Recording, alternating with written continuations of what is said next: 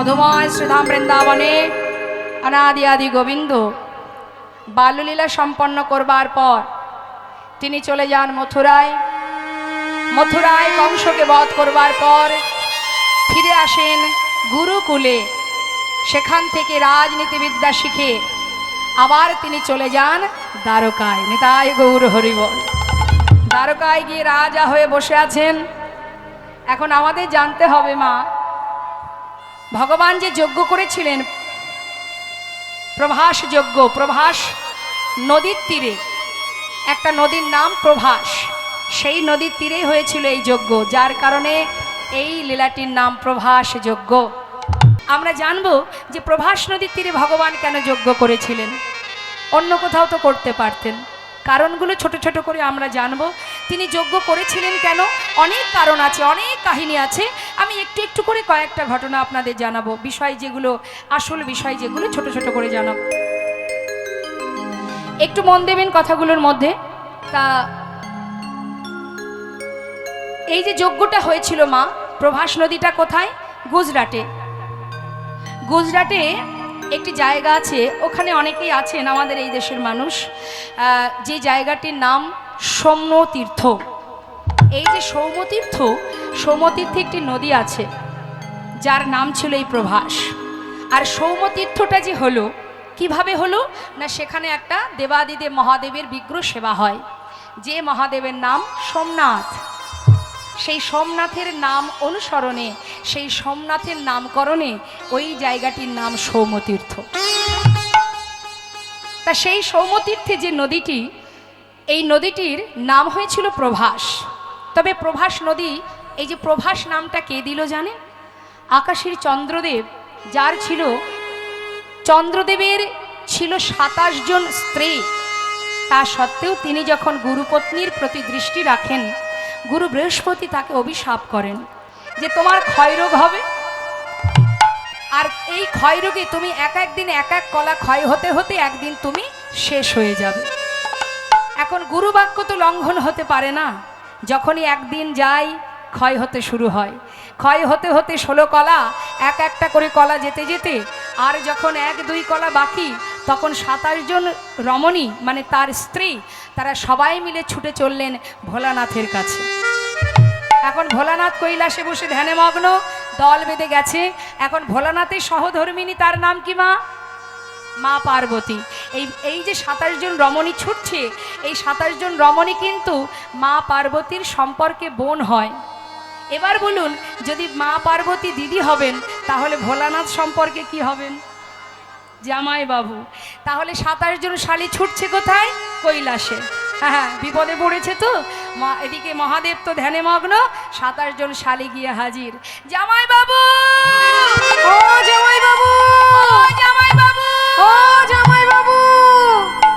ভোলানাথ মনে মনে চিন্তা করছে, হায় রে কপাল, পর্বতের মাথায় বসে ধ্যানে মগ্ন, ভেবেছি নির্জন জায়গা, এত নিরিবিলি জায়গা, মনের সুখে একটু সাধনা করব, এখানেও শান্তি নেই। বাবা, এখানে আবার এত লোকালয় কি করে হলো? লোকজন আসছে কোথা থেকে, আবার ডাকছে জামাই বাবু। এত শালি আছে তাও তো জানতাম না। তা যাই হোক, দেখা সাক্ষাৎ না থাকলে যা হয়।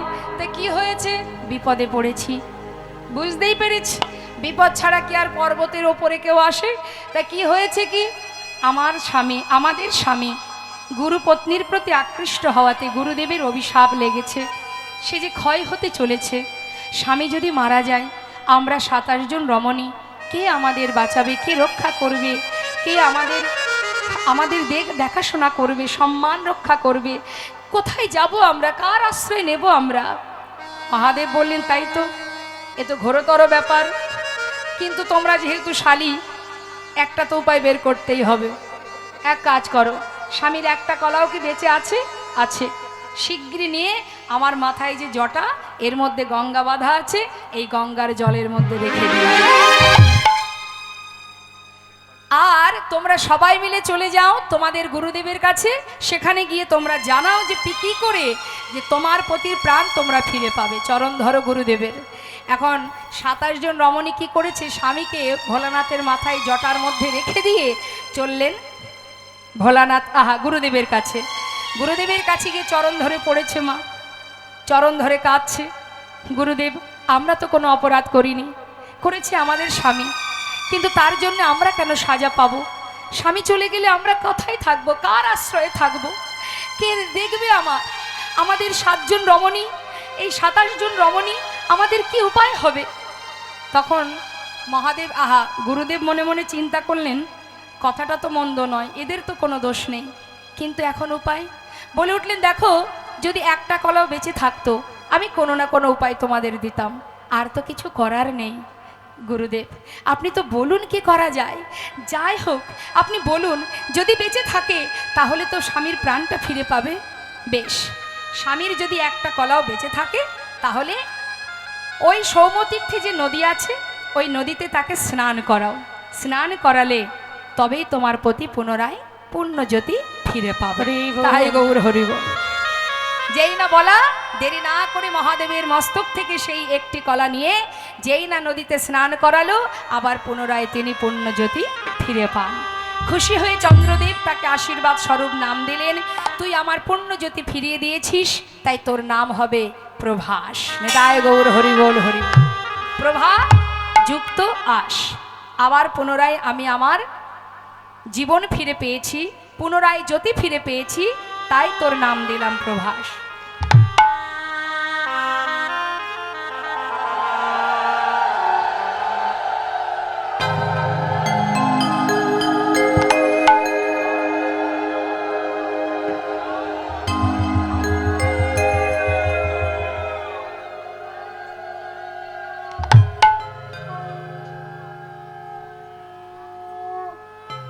বেশ, পুনরায় জন্ম পেল, কিন্তু এই প্রভাস নদী আবার অভিশপ্ত হয়েছিলেন এক মুনির কাছে। এটাও একটু জানতে হবে মা, যে সুন্দর নামটা পেল সে আবার কিসে অভিশপ্ত হলো? না, ওই প্রভাস নদীর তীরে এক মুনিপুত্র এসেছিল তৃষ্ণা নিবারণের জন্য। কথার দিকে একটু ধ্যান দেবেন, আস্তে কথা নয়। তৃষ্ণা নিবারণ করবার সময় জলে নেমেছে, এমন সময় জলের ভিতরে যে কুমির থাকে সেই কুমির তাকে ধরে তাকে জলের ভিতরে নিয়ে গিয়ে তাকে খেয়ে ফেলে মণিপুত্র। যখনই খেয়ে ফেলে অন্যান্য মণিপুত্ররা তার পিতার কাছে গিয়ে নালিশ জানায় যে আপনার ছেলে জল পান করতে গিয়ে সে মারা গেছে। সঙ্গে সঙ্গে সেই মুনিবর এসে প্রভাস নদীকে অভিশাপ দিলেন যে আমার সন্তান তৃষ্ণা নিবারণে এসেছিল, তাকে প্রাণে মেরেছি, আমি তোকে অভিশাপ দিলাম, তোর বক্ষের জল শুকিয়ে যাবে, সবাই সমস্ত জন্তু জানোয়ার তারা এই বক্ষের উপর দিয়ে হেঁটে যাবে, মলমূত্র ত্যাগ করবে, প্রখর রৌদ্রে শুকিয়ে যাবে তোর বক্ষ। একটার পর একটা অভিশাপ যখন দিচ্ছে, সঙ্গে সঙ্গে প্রভাস নিজ রূপ ধারণ করে করজোড়ে বললেন, হে মুনিবর, আমি তো কোনো অপরাধ করিনি, আমার বক্ষে যে কুমির বিরাজ করে সে আপনার সন্তানকে খেয়েছে, এর জন্য আপনি আমাকে কেন এইভাবে অভিশাপ দিচ্ছেন? সঙ্গে সঙ্গে মুনিবর বললেন, বেশ, সত্যি তো তোর তো কোনো অপরাধ নেই, তাই অভিশাপ দিয়ে ফেলেছি যখন ফিরিয়ে তো নেওয়া যাবে না, তবে একদিন এই অভিশাপ থেকে মুক্তি পাবে তুই, যেদিন ভগবান কৃষ্ণচন্দ্র তোর বক্ষ থেকে জল নিয়ে রাধারানীর চরণ ধৌত করবে, সেই দিনে তুই উদ্ধার হয়ে যাবে। তাই গৌর হরি বল। সেই কারণেই কিন্তু মা ভগবান ওই প্রভাস নদীর তীরে যজ্ঞ করেছিলেন, প্রভাসকে অভিশাপ থেকে মুক্তি দেওয়ার জন্য। এটাই শুধু কারণ ছিল না, আরো কারণ আছে বাবা। সেটা কি মা? কুরুক্ষেত্রে যুদ্ধের পর হস্তিনাপুরে রাজা হয়েছিল ধর্মরাজ যুধিষ্ঠির। রাজা হওয়ার পর মা হয়ে গেলেন রাজমাতা, আনন্দ আর ধরে না, মহা আনন্দে, এত সুখ এত শান্তি। হঠাৎ ভগবান কৃষ্ণ আমার রথের উপরে উঠে, আসুন, রথের উপরে উঠে পিসিমাকে ডেকে বললেন, পিসিমা, জীবনে তো অনেক কষ্ট পেলে, আজ তোমার ছেলে হস্তিনাপুরে রাজা, তুমি রাজমাতা, তাই পিসিমা জীবনে সব দুঃখ দূর হয়ে গেছে তোমার, এবার আমি যাই পিসিমা, আমাকে বিদায় দাও। কুন্তী পিসিমা মনে মনে ভাবছে বা যে কৃষ্ণ যখনই আমার কাছ থেকে ঘরে ফিরে আমাকে বলে আমি আসি, কিন্তু আজ বলছি আমি যাই, এই কথাটার অর্থটা কি? তার মানে সে আর কোনোদিন আসবে না। যখনই মনে ভেবেছে, ভগবান কৃষ্ণ বলছে, পিসিমা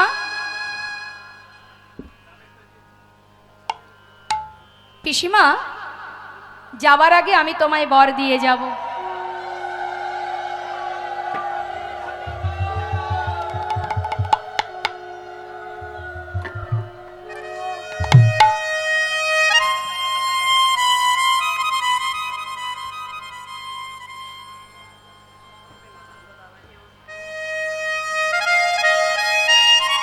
নিতাই গৌর হরিবল, গৌর হরিবল, হরিবল।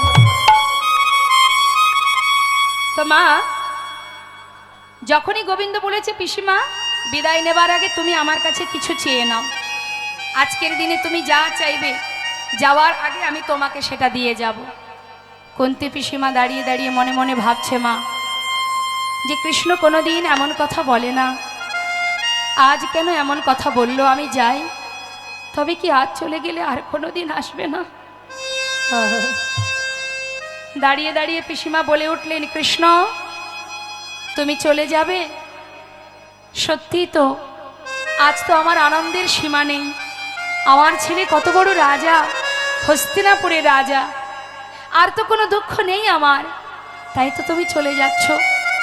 তবে কৃষ্ণ যেতেই যদি চাও চলে যাও, কিন্তু বর যদি দেবে এই বরই দিয়ে যাও। এতদিন আমার দুঃখ ছিল, কষ্ট ছিল, তাই তুমি আমার সঙ্গে ছিলে, আমার 5 পুত্রের সঙ্গে বন্ধুর মতো ছিলে।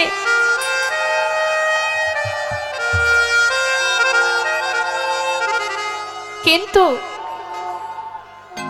আজ আমার ছেলে হস্তিনাপুরের রাজা, কত সুখ, কত শান্তি, কত আনন্দ, তাই তুমি বিদায় নিতে চাইছো। তবে দাও, দিয়ে যাও, এইবারই দিয়ে যাও। কি চাইলেন মা? জগতে যত আর আছে দুঃখ যন্ত্রণা, যত আছে আরো বেদনা, জীবনের শেষ মুহূর্ত পর্যন্ত এই পৃথিবীতে, এই ধরাতে আর যত কষ্ট আছে সবটুকু তুমি আমায় দিয়ে যাও।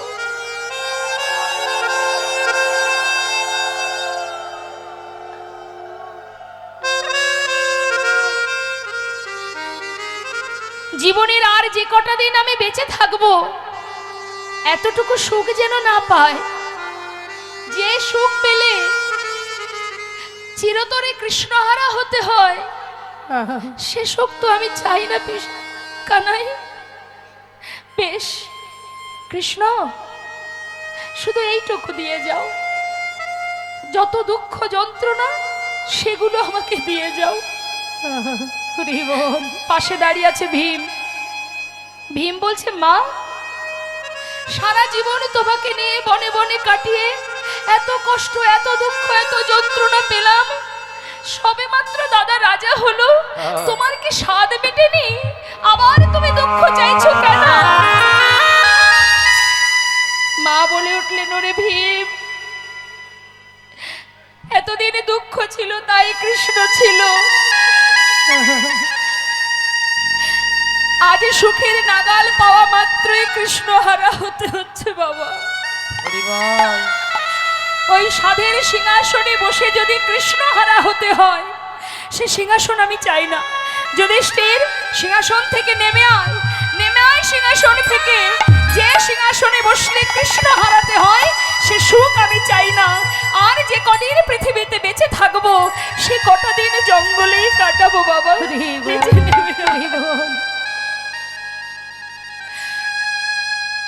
ভগবান রথ থেকে নেমে এসে পিসিমাকে বুকে জড়িয়ে ধরেছে। পিসিমা,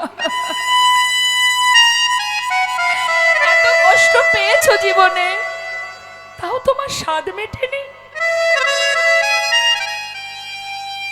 আবার তুমি দুঃখ চাইছো। কত ভালোবাসো আমাকে, কত ভালোবাসো, কত ভালোবাসো তুমি। বেশ পিসিমা, কথা দিলাম, তুমি যখনই আমাকে ডাকবে আমি তোমার কাছে এসে দেখা দেব, তোমার সামনে এসে দাঁড়াবো। পিসিমাকে সান্ত্বনা দিয়ে যেই না ঘর থেকে যাত্রা করেছে মা,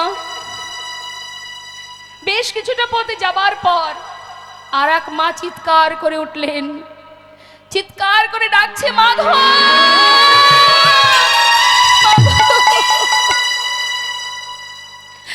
একটু দাঁড়াও মাধব, একটু দাঁড়াও। যাবার আগে একবার পিছন ফিরে চেয়ে দেখো আমার দিকে,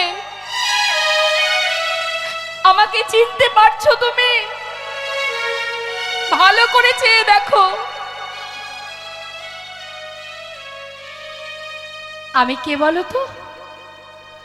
আমি সেই এক নয় দুই নয়, শতপুত্র হারা জননী মাতা গান্ধারী। আমি অভাগিনী কাঙালিনী সন্তান হারা জননী। আমি একটি সন্তানও বেঁচে নেই বংশে বাতি দেবার জন্য। সবাইকে কেড়ে নিয়েছো তুমি। এই যুদ্ধ যদি তুমি না চাইতে কখনো হতো না। তুমি মেরেছো আমার সন্তানদের, তুমি করেছো আমাকে কাঙালিনী। তবে তুমিও শুনে নাও, কুরুবংশ ধ্বংস করেছো তুমি। আমি সুবল কন্যা, আজ আমি তোমায় অভিশাপ দিলাম। যেমন কুরুবংশ ধ্বংস হয়ে গেছে, তেমন তোমার যদুবংশ ধ্বংস হয়ে যাবে। একটা দ্বীপও বেঁচে থাকবে না। তোমারও মৃত্যু হবে, তোমারও মৃত্যু হবে। এক ব্যাদের হাতে তোমার মৃত্যু হবে। অভিশাপ দিতে দিতে মা আমার মূর্ছা গেলেন। সবাই মিলে ছুটে এসে মাতা গান্ধারীকে ধরে বলে উঠলেন, মা তুমি অভিশাপ ফিরিয়ে নাও, এমন অভিশাপ মাধবকে দিও না। ভগবান কৃষ্ণ রথ থেকে নেমে এসে বললেন, তোমরা শান্ত হও, মায়ের তো কোনো দোষ নেই, সে তো ভুল কিছু বলেনি। সে যে মা, সে তো বলবে, তোমরা কেউ কিচ্ছু বলবে না। শুনে রাখো সবাই, কুরুক্ষেত্রের যুদ্ধে, ধর্মযুদ্ধে জয়ের আনন্দ যেমন আমি পেয়েছি, তেমন পরাজয়ের যন্ত্রণাও আমি পেয়েছি। সকল মায়ের আশীর্বাদ যেমন পেয়েছি, সকল মায়ের অভিশাপ আমি মাথায় নিতে চাই। মা, তোমার কথাই সত্য হবে। তুমি যা বলেছ তাই হবে। চলে গেলেন গোবিন্দ। 56 কোটি যদুবংশ ভগবানের সন্তান। দেখতে দেখতে তারা সবাই পরিপূর্ণ যৌবন বয়স। এতটাই দুষ্ট হয়ে গেল সকলে, গুরুজনকে সম্মান করে না, ধরাকে সরাগায়ন করে। এমন দুষ্ট বালকগণ, 56 কোটি যদুবংশের সন্তান, যখন যৌবন বয়স তাদের, তার মধ্যে একটি ছেলে যার দেখতে অনেকটা মেয়েদের মতো, তাই তাকে সুন্দর করে নারী সাজিয়ে কাপড় পরিয়ে পেটের উপরে একটা কড়া বেঁধে দিয়ে জঙ্গলে মনি ঋষিদের কাছে নিয়ে গেছে। গিয়ে বলছে, মনিবার, যুগ যুগ ধরে সাধনা করছো, তোমাদের সাধনা কত কঠিন, তোমরা ভূত ভবিষ্যৎ বর্তমান বলে দিতে পারো। আজ যে মেয়েটিকে তোমার কাছে এনেছি, দেখো তো একবার চেয়ে, এর গর্ভে কে জন্ম নেবে। হরি বল। মনি ঋষিরা ধ্যানে মগ্ন, বলে উঠলেন, বালক তোমরা ঘরে ফিরে যাও, বিরক্ত করো না আমাদের সাধনায়, যাও, কৃষ্ণের সন্তান ভগবানের সন্তান তোমরা, ঘরে যাও। কে শোনে কার কথা? কেন যাব? সাধনায় রত, যুগ যুগ ধরে সাধনা করছো, বলতে পারো না যে এর গর্ভে কে জন্ম নেবে? বিরক্ত করতে করতে যখন একভাবে বিরক্ত করে যাচ্ছে, তখন সেই মুনি বলে উঠলেন, তবে শোন, এর গর্ভে যে জন্ম নেবে, একে দিয়েই, এর হাত দিয়েই তোদের 56 কোটি যদুবংশ ধ্বংস হয়ে যাবে। দেখতে দেখতে সেই পেটের যে কড়াটা বেঁধেছিল সেটা ফাল হয়ে প্রসবিত হলো। ফালটা হাতে নিয়ে ভগবানের কাছে গেলেন, ভগবান ফালটা দেখেই তার মনে পড়ে গেল এবার লীলা শুরু হলো। আহা, সেই ফালটা নিয়ে ভগবান বলে উঠলেন, বালক তোমরা এক কাজ করো, প্রভাস নদীর তীরে যে পাথর আছে পাথরে ঘষে ঘষে এটাকে শেষ করে দাও। দল বেঁধে গেল নদীর ধারে, পাথরে ঘষতে শুরু করলো।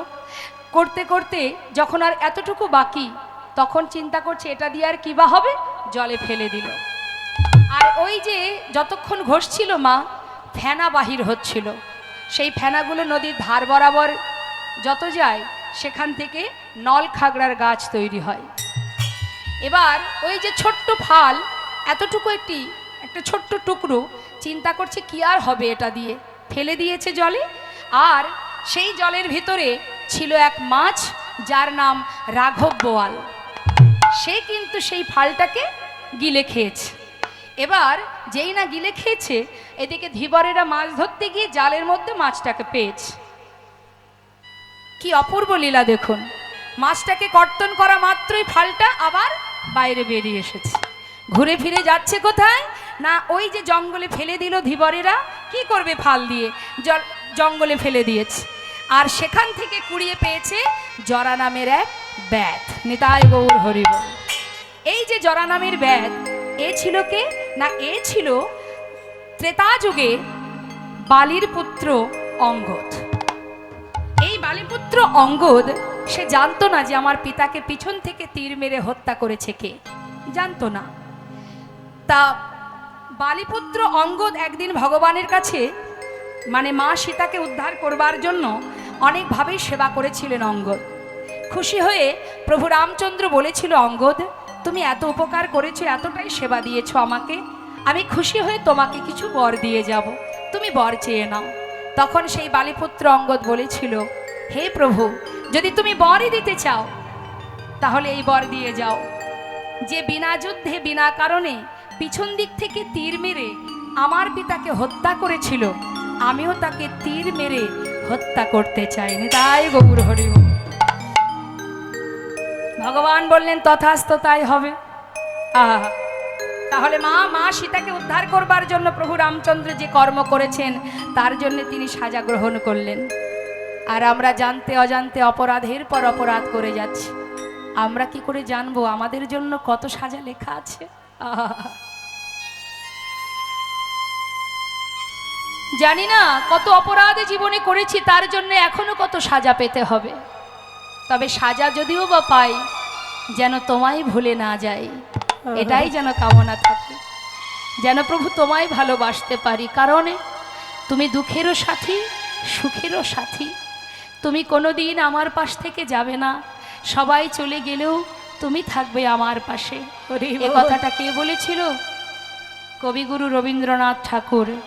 তিনি গানের ছলে বলেছিলেন, আমার হিয়ার মাঝে লুকিয়েছিলে, দেখতে আমি পাইনি তোমায়, দেখতে আমি পাইনি। আমার হিয়ার মাঝে লুকিয়েছিলে, দেখতে আমি পাইনি তোমায়, দেখতে আমি পাইনি। ওই বাহির পানে চোখ মেলেছি, বাহির পানে আমার হৃদয় পানে চাইনি। আমার হিয়ার মাঝে লুকিয়েছিলে, দেখতে আমি পাইনি তোমায়, দেখতে আমি পাইনি। আমার সকল ভালোবাসা, কথাটা মন দেবেন মা, কি বলছে ভক্ত কবিগুরু রবীন্দ্রনাথ ঠাকুর? আমার সকল ভালোবাসা, সকল আঘাত, সকল আশা, আমার সকল ভালোবাসা, সকল আঘাত, সকল আশা, তুমি ছিলে আমার কাছে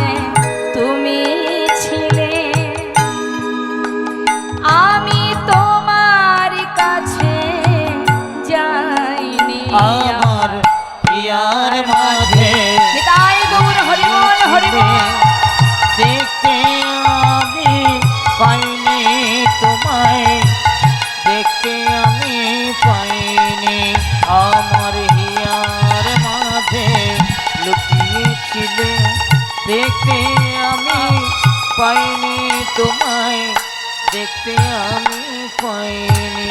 হরি বল হরি বল। তুমি দুঃখেও আছো, সুখেও আছো, ভালোতে আছো, মন্দতে আছো, আমি সর্বদাই তুমি আমার কাছে আছো, কিন্তু আমি তোমার কাছে যাইনি, আমি তোমায় চিনতে পারিনি দয়াময়। তুমি আছো তাই আমি আছি, আমি চলে গেলেও তুমি থাকবে। সত্য কথা মা, জগতে সবাই যদি ছেড়ে চলেও যায়, একজন কিন্তু যায় না। জীবনে আমরা মানুষের প্রতি যে ভরসা করি, মানুষ যখন তখন পরিস্থিতির কারণে বদলাতেই পারে, বদলে যেতে পারে, কিন্তু একজন বদলায় না, যিনি আমাদের মাথার উপরে সর্বদাই ছায়ার মতো আমাকে লক্ষ্য রেখেছে। দেখার নয়ন নেই তাই দেখতে পাচ্ছি না। মানুষের পরিবর্তন হয়, হয় কি না মা? হ্যাঁ, একটা ছোট্ট বাচ্চার সামনে যদি দামি খেলনা, দামি অনেক টাকা রাখা হয়, বাচ্চা কোনটা আশ্রয় করে? আচ্ছা, সেই খেলনা নিয়েই কি তার বাকি জীবনটা কাটে? যখন একটু বড় হয়, আশ্রয়টা তার আবার বদলে যায়, মানে সময়ের সাথে সাথে, পরিস্থিতির সাথে সাথে বদলায়। তখন তার আশ্রয় কি হয়? বিদ্যা। সারাদিন পড়াশোনা নিয়েই ব্যস্ত থাকে। যখন সেই বাচ্চা আরো বড় হয়ে যায়, তখন সেই পড়াশোনা নিয়ে কি আর থাকে? আবার আশ্রয় বদলায়। কি হয় না, তখন বড় হবার পর কোথায় গেলে অর্থ উপার্জন করতে পারবো, সে দেশেই না বিদেশে পাগলের ন্যায় ছুটে বেড়ায়। তাহলে এক জীবনে একবার নয়, তিনবার বদলে গেল। আবার সেই কিন্তু জীবন নয়, আবারও পরিবর্তন হবে সময়ের সাথে সাথে। কখন হবে বাবা? যখন সে বৃদ্ধ হয়ে যাবে। তখন যদি আপনি খেলনা দেন, বই খাতা দেন, যদি টাকা দেন, কোনোটাতেই সে খুশি হবে না। তখন সে কি চাইবে? আপনি যদি বলেন আপনার জীবনে অনেক স্বপ্ন ছিল, পূর্ণ হয়নি, আজ আপনাকে আমি 5 লাখ টাকা দিচ্ছি, আপনার আর যে কটা দিন পরমায়ু আছে, নিজের পরিবার ত্যাগ করে এই 5 লাখ টাকা নিয়ে যা যা স্বপ্ন ছিল যান পূর্ণ করে নিন। কিন্তু একটা শর্ত থাকবে, এই যে কটা দিন আর ধরাতে আপনি থাকবেন, পরিবারের কাছে থাকতে পারবেন না। চাইবে মা? টাকাটা নিয়ে চলে যাবে সে? কি চাইবে? বাবা আমার তো আর কিছু দরকার নেই, হরি বল হরি বল,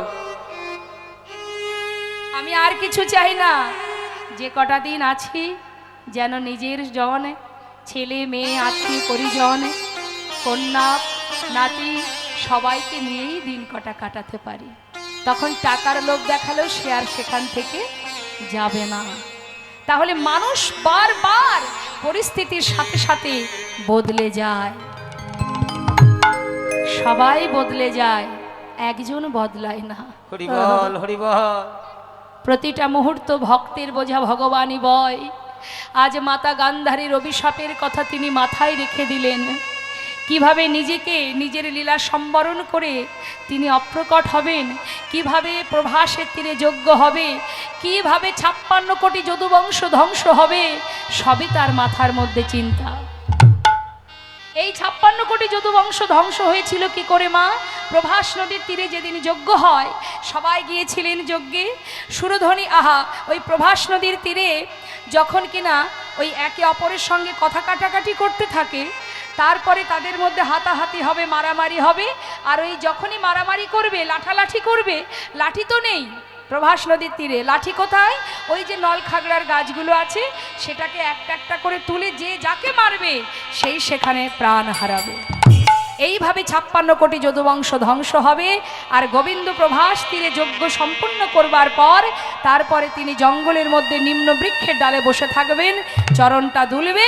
আর চরণটাকে দেখে ওই যে জরা নামের ব্যাধ, অর্থাৎ ইনি সেই বালিপুত্র অঙ্গদ, দাপরে হয়েছিলেন জরা নামের ব্যাধ। ওই ব্যাধ ওই ফালটা নিয়ে তীরের আগায় বিঁধে রেখেছে, যাতে পাখি মারতে আরো ভালো হয়। তাই সেই ফাল দিয়ে, সেই তীর দিয়ে যখনই মাছরাঙা পাখি ভেবে প্রভুর গোবিন্দের চরণতলে তীর ভেদ করবে, তখনই ভগবান ভূমিতে পতিত হবে। সুন্দর করে গোবিন্দ আমার সব কিছুর পিছনে কারণ থাকে মা, কারণ ছাড়া কিছু হয় না, এটা জেনে রাখবেন। কারণ ছাড়া কিন্তু কিচ্ছু হয় না, যেটাই হোক, ভালোই হোক আর মন্দই হোক, জানবেন কারণ ছাড়া কিছু হয় না। দিন চলে গেলে আমরা ভুলে যাই, কিন্তু আমাদের ভাগ্য, আমাদের নিয়তি সে তো ভোলে না। হ্যাঁ, সময় হলে তোমাকে তার বিপরীত ক্রিয়া যেটা হবার সেটা তোমাকে ভোগ করতেই হবে, ফিরিয়ে দেবে তোমায়। তাই দেখুন আস্তে কি হয়েছে মা, ভগবান কৃষ্ণ আমার চলে গেলেন বৃন্দাবন ছেড়ে। আর বৃন্দাবন ছেড়ে যখন চলে গেল, একবার ভাবুন বৃন্দাবনের কি অবস্থা। যারা কৃষ্ণ ছাড়া আন জানে না, মা যশোমতী, তার মনের কষ্টটা একবার অনুভব করতে হবে। মা কি ছিল তার জীবনের, কি ছিল তার অপরাধ, কি ছিল তার অন্যায়। সন্তানকে পেয়েছিল, ভগবান রূপে পেয়েছিল সন্তান, তা সেই ভগবানকে সন্তান রূপে পেয়ে সে কোনোদিন কি সুখ পেয়েছে? আজ না জানি কংস আমার ছেলেকে কিভাবে মারে, অগাসুর বগাসুর শিশুকাল থেকে একটার পর একটা যন্ত্রণা সহ্য করে গেছে, তারপরেও শান্তি হলো না। চলে গেল গোবিন্দ দ্বারকায়, আর মা আমার কৃষ্ণকে সন্তানের জন্য পাগলের ন্যায় গোপাল গোপাল বলে একবার অচৈতন্য একবার চৈতন্য হয়। সখাগণ বনে যায় না, গাভীগণ তৃণ সেবা করে না, বৃন্দাবনের এহন শোকা অবস্থা। কিন্তু হঠাৎ প্রেমময়ী রাধারানী আমার নয়নের জলে মাটি ভিজিয়ে সুন্দর করে ভগবানের শ্রীবদন অঙ্কন করছে, ছবি আঁকছে। মা এখানে কেউ আছে নাকি যে ভালো ছবি আঁকতে পারে, মানুষের ছবি আঁকতে পারে? আছে? ভালো চিত্র অঙ্কন করতে পারে কে? বেশ, আচ্ছা বল দেখি, মানুষের ছবি আঁকতে গেলে কোথা থেকে শুরু করতে হয়? মুখ থেকে। বেশ, মুখ থেকেও অঙ্কন শুরু হয়, আবার চরণ থেকেও অঙ্কন শুরু হয়। হয় চরণ থেকে আঁকতে হবে, না হলে মস্তক থেকে। কিন্তু আজ আমার রাধারানী তিনিও চিত্র অঙ্কন করছে। মা পদাবলিতে আমরা শুনবো, পদগুলো একটু মন দেবেন। কি বলছে মহাজন? কৃষ্ণ কৃষ্ণ বলি কাঁদে বাহু তুলি, মরমে দারুণ ব্যথা গো। কৃষ্ণ কৃষ্ণ বলি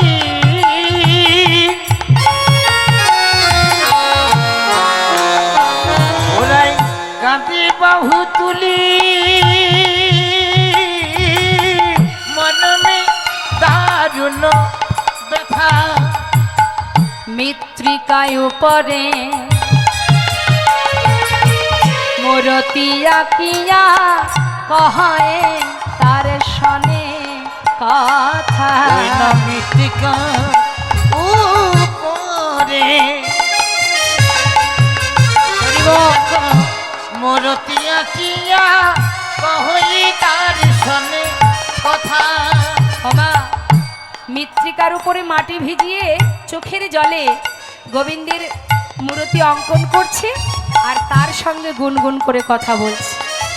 আমাদের মধ্যেও এমনটা হয়, খুব প্রিয় মানুষ যদি দূরে থাকে বা চলে যায়, দেখবেন তার কোনো চিত্রপট থাকলে আমরা সেটাকে বুকে জড়িয়ে ধরে তাকে সামনে রেখে তার সঙ্গে আমরা কথা বলি, বলি তো। তা ঠিক তদ্রূপ আমার রাধারানী ভাবের আবেশে কৃষ্ণ প্রেমে বিভোর হয়ে আজ মৃত্তিকার উপরে গোবিন্দের মূর্তি আঁকছে, আর তার সঙ্গে কথা বলছে। কি বলছে? একবার বধূ তুমি কথা বলো, একবার বধূ তুমি কথা বলো, ফিরে আসো কিবা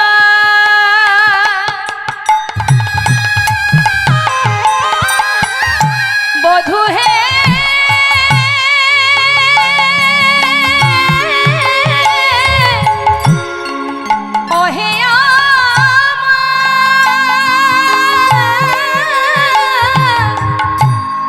ওহে আমার প্রাণের বধূ, ফিরে আসো কিবা নাই বায়াসো, ওগো একবার বধূ কথা বলো, ফিরে আসো কিবা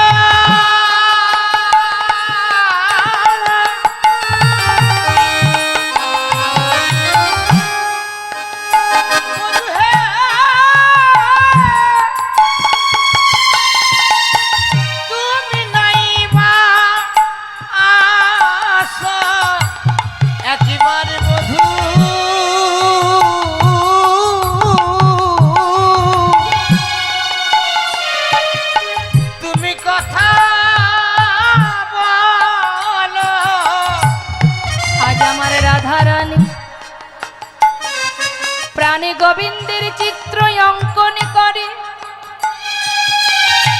আর বলে ওগো আমার প্রাণনা, তুমি আসো কি বা নাই বা আসো তাতে কোনো দুঃখ নাই, ভালোবাসো কি বা নাই বা বাসো তাতে কোনো দুঃখ নাই, শুধু একটিবার আমার সঙ্গে কথা বলো। আরো কি করছে মা, সুন্দর করে বধূর ছবি আঁকছে, চিত্র অঙ্কন করছে।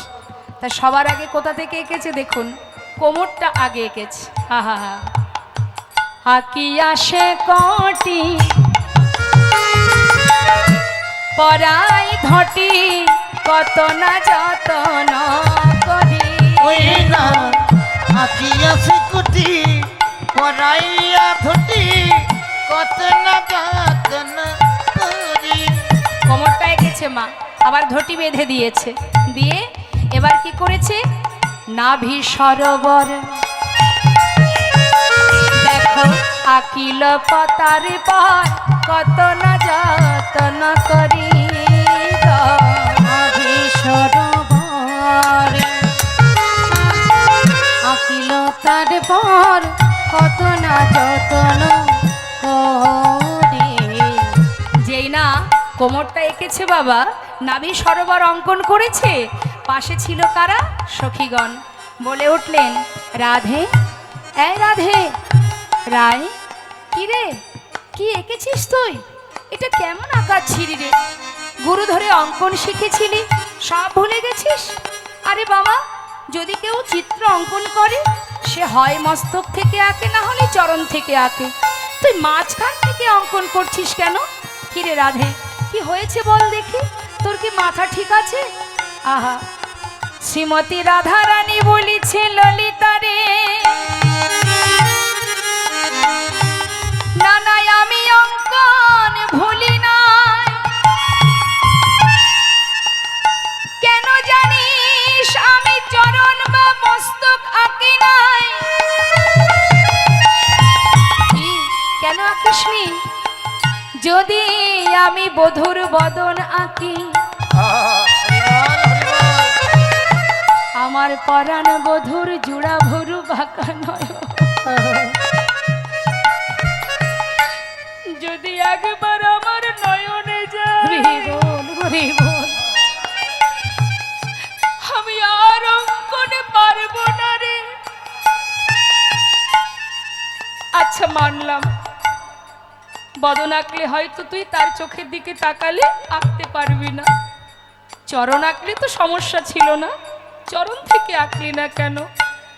ওরে ললিতা রে, ওরে বিশাখা,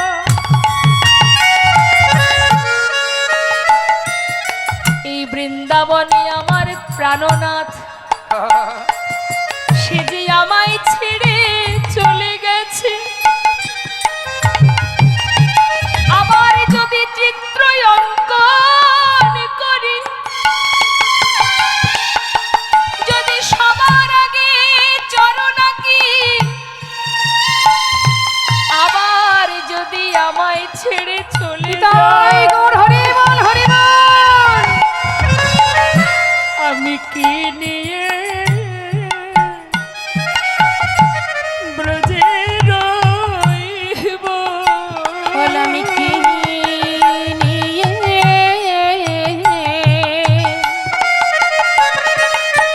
ব্রজে রইব, চরণে দিলে যদি আবার চলে যায়,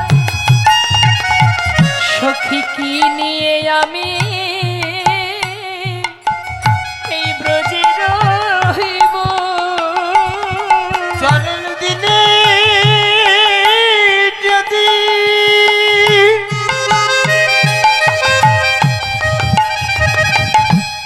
ললিতারা,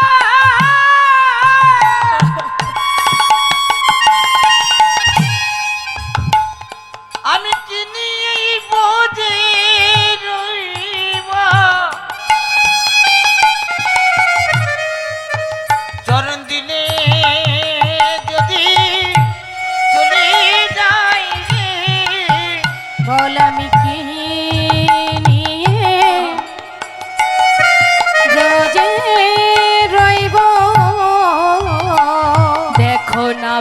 সরোবর ওই আকিল তার পর কত না যতন করি ওই না নাভি সরব আকিল তারিবার কত না যাতন করি।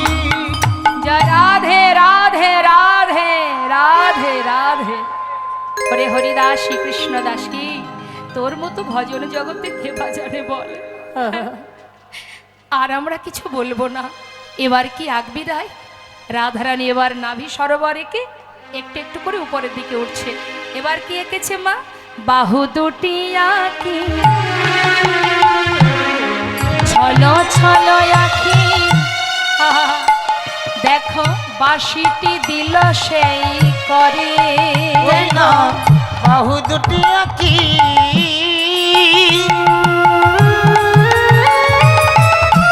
ছল ছল আঁকি বাঁশিটি দিল সেই করে। সুন্দর করে হাত এঁকে এবার বাঁশিটা এঁকে দিয়েছে। যেই না হাতে বাঁশি দেখেছে রাধারানী আর নিজেকে ধরে রাখতে পারলেন না, সঙ্গে সঙ্গে বলে উঠলেন, বধূ তেমনি করে বাজাও বাঁশি, তেমনি করে বাজাও বাঁশি, যে বাঁশি শুনে ঘরে রইতে নারী। অবধূ, একবার তেমনি করে বাজাও বাঁশি। যে বাঁশি শুনে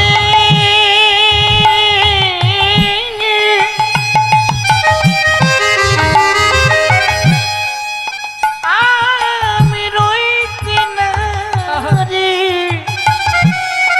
বধূ তুমি তেমনি করে বাজাও বাঁশি। তারপরে কি আছে? কণ্ঠ কুম্ভ কিবা অনুপম শোভা আঁকিল পরে পরে। কণ্ঠ কুম্ভ কিবা অনুপম শোভা আঁকিল তার পরে পরে। ওমা, কণ্ঠ পর্যন্ত এঁকেছে গোবিন্দের।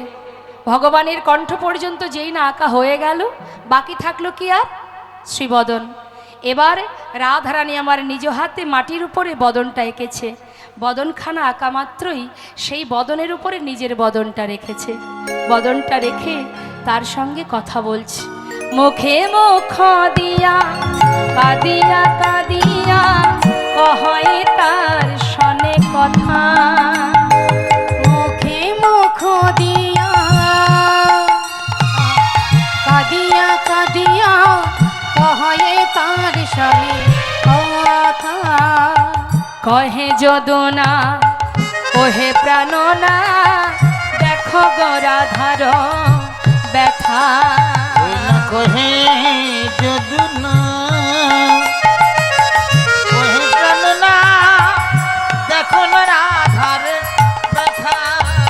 তুমি একবার এসে দেখে যাও গো, একবার এসে দেখে যাও গো আমাদের রাধারানী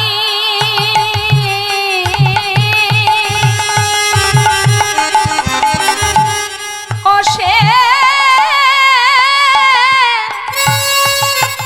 সে কেমন আছে একবার এসে দেখে যাও গো। আমাদের রাধা রানী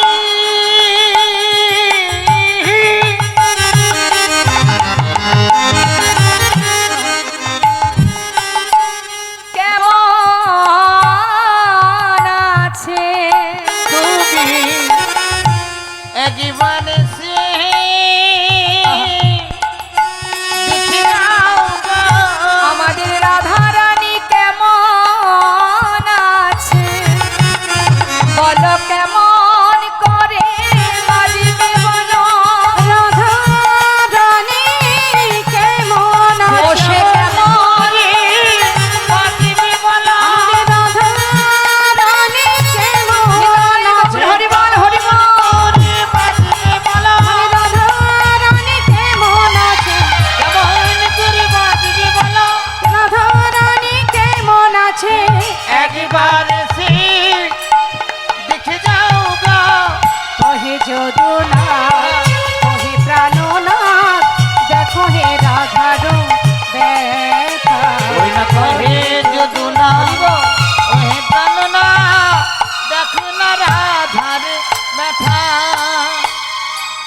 বৃন্দাবনের এহেন অবস্থা, সবাই শোকে কাতর। হঠাৎ দেবর্ষি নারদের মনে হলো যাই একবার বৃন্দাবনে গিয়ে সাধু সঙ্গ করে আসি। ভক্ত সঙ্গ সাধু সঙ্গ কে না ভালোবাসে। তাই দেবর্ষি নারদ দেরি না করে তিনি তার ঢেকিতে চড়ে এবার যাচ্ছে বৃন্দাবনের পথে। মহাজন বললেন, দেখো দেখো বিধির নন্দন আজি চিন্তা মনে মনে, বিধির নন্দন আজি চিন্তা মনে ও মনে। নারদ চলে যায়।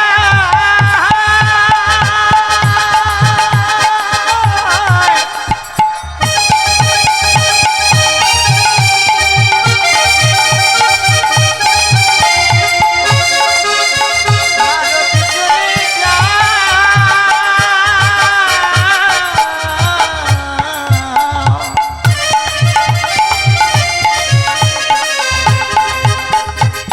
বৃন্দাবনে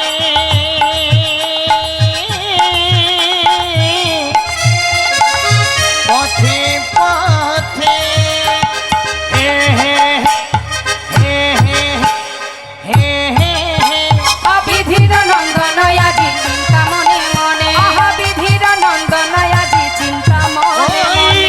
বিধির নন্দন আজ চিন্তি মনে মনে। কোথা রহু কৃষ্ণ ভক্ত হেরিব নয়নে, কোথা রহু কৃষ্ণ ভক্ত হেরিব নয়নে। কোথা রহু কৃষ্ণ ভক্ত হেরিব ওই নয়নে। গাই রহু কৃষ্ণ ভক্ত হেরিব নয়নে। আনন্দ ধরে না, আনন্দ ধরে না, আনন্দ ধরে না না। না আনন্দ ধরে না। আজ ভক্ত সঙ্গ করবে বলে আনন্দ ধরে না। ভক্ত সঙ্গ পাবে বলে আনন্দ ধরে না। ভক্ত সঙ্গ করবে বলে আনন্দ ধরে না। এত চিন্ত দেবী ঋষি ঢেকিতে চড়িয়া, এত চিন্ত দেবী ঋষি ঢেকিতে চড়িয়া। দেবর্ষি নারদ বড় চিন্তিত মা। হ্যাঁ, তার বাহন কি? ঢেকি। ঢেকিতে বসে খুব চিন্তা মাথায়, সাধু সঙ্গ করব, বৃন্দাবনে যাব। এখন বৃন্দাবনের দিকে এগিয়ে যাচ্ছে আর চারিদিকে খুঁজছে। কি খুঁজছে? কোথা রহু কৃষ্ণ ভক্ত হেরিব নয়নে। কোথা রহু কৃষ্ণ ভক্ত হেরিব নয়নে। আহা এত চিন্ত দেবী ঋষি ঢেকিতে চড়িয়া, এত চিন্ত দেবী ঋষি ঢেকিতে চড়িয়া। দেখো দেখিতে দেখিতে যায় উলসিত হইয়া। দেখিতে দেখিতে যায় উলসিত হইয়া। ওই দেখিতে দেখিতে যাই উল্লসিত হইয়া। কিন্তু হলো কি মা, যত বৃন্দাবনের দিকে এগিয়ে যাচ্ছে হঠাৎ যেন কিসের একটা তাপ এসে তার গায়ে লাগছে। মনে মনে দেবর্ষি নারদ চারিদিকে তাকিয়ে তাকিয়ে দেখছে তাপটা কোথা থেকে আসছে। আমরা পথে চলতে গেলে যদি কোনো দিক থেকে কোনো তাপ আমাদের গায়ে আসে, আমরা কি করি? চারিদিকে দেখি না, কি জানি বাবা কোথাও আগুন টাগুন ধরে গেল কিনা, এত তাপ কিসের? তা দেবর্ষি নারদ ভাবছে এত তাপ কিসের, বৃন্দাবন থেকে এত তাপ কেন আসছে। চারিদিকে দেখছে তাপটা কোথা থেকে আসছে। চারিদিকে দেখতে দেখতে এগিয়ে যাচ্ছে। তপ্তদর্শী দেবী ঋষি চারি পানে চায়, তপ্তদর্শী দেবী ঋষি চারি পানে যায়। তত